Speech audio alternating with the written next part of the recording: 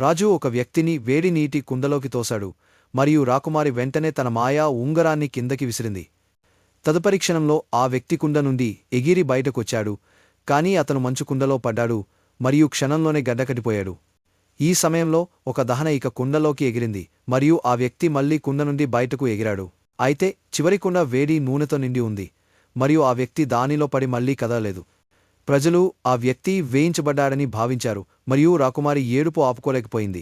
అకస్మాత్తుగా ఒక డాండెలియన్ కుండలోకి ఎగిరింది, మరియు ఆ వ్యక్తి పవిత్ర కాంతితో చుట్టబడి నెమ్మదిగా ఎగిరాడు. ఈ డాండెలియన్ ఆ వ్యక్తి పెంపుడుగాడిద ప్రపంచాంతం నుండి తెచ్చిన ప్రాణరక్షక ఔషధమని తేలింది. ఈ డాండెలియన్ ఆ వ్యక్తిని రక్షించడమే కాక అతన్ని మరింత అందంగా చేసింది.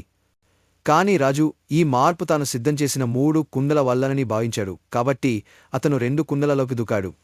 కాని అతనికి మాయా ఉంగరం రక్షణ లేదు, మరియు అతను ఒక బుడగలో చుట్టబడి ఆకాశంలోకి తేలిపోయాడు.